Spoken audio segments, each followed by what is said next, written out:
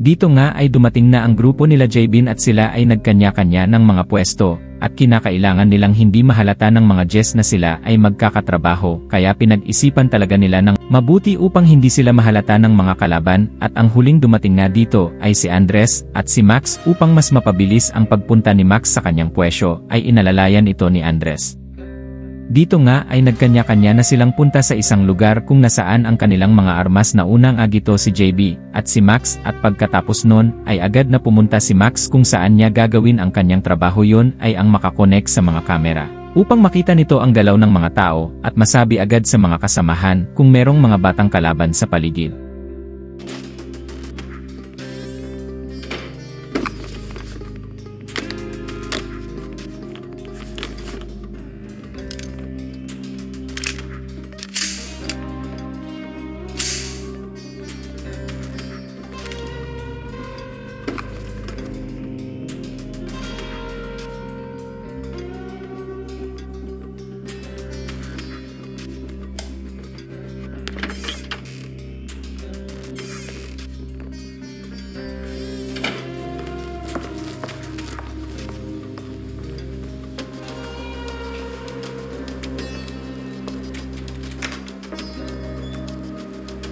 Dito nga ay nakaredy na rin ang sa mga tauhan ni Manuel. Nakakonek na din ito kung saan nakakonek si Max, at sinabi nga ni Max na nakaredy na siya sa kanyang posisyon, at nakita nito na paakyat na ang kanilang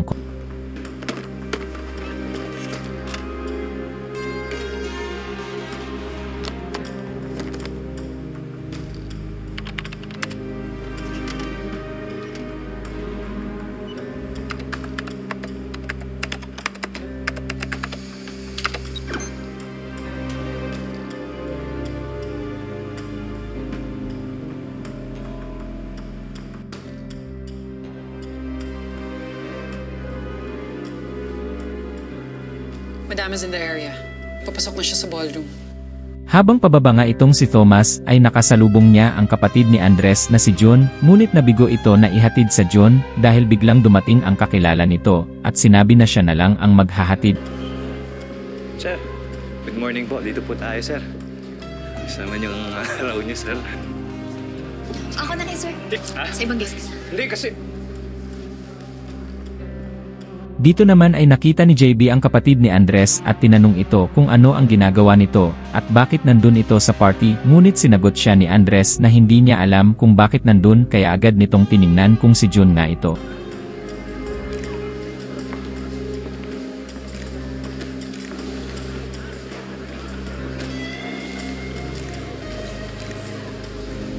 Hindi ko alam. Marami na bang tao sa loob? Dito nga ay nilapitan ni JB si Andres at sinabi ni Andres na baka nandun si John dahil biktima ito dati ng human trafficking, pero sinagot siya ni JB na si Manuel pa rin ang umampon dito, na sinagot agad ni Andres na wala dun si Manuel kundi ang kapatid lamang nito, kaya mas minaigi ni JB na puntahan na lang si John upang tanong kung ano ba ang motibo nito kung bakit nandun sa party.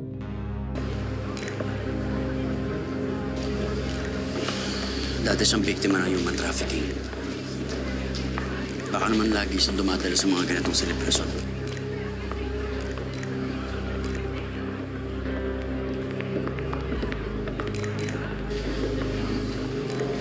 Si Manuel Aguinaldo pa rin umampun siya. Alam natin kung anong klaseng tao. Wala si Manuel dito. Si Jun lang ang nandito. Mag-ingat ka pa rin, Andres. Hindi ka niya pwede makilala. Remember, you're undercover. Ikaw may kita, huwag kang mag-alala. Pero hindi rin ako aalis. Ang bahala. Alamin ko kung anong motibo niya. At dito naman ay kinokontak na ni Jun ang isa sa mga tauhan nito upang ipacheck kung okay na ang kanyang pwesto, at saka umalis ito nang makasagot na okay na ang lahat, at ito namang si Max ay napaisip kung sino si Aguinaldo at nalaman nito na connected ito kay Manuel, ngunit mas nagulat ang mga kasamahan nang malaman nila na si Diego ay ang kapatid ni Andres.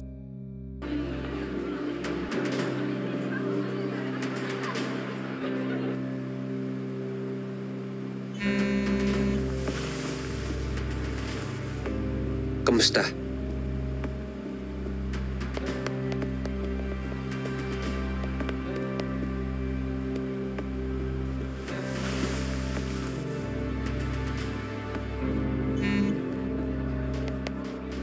1, all elements set. Standing by.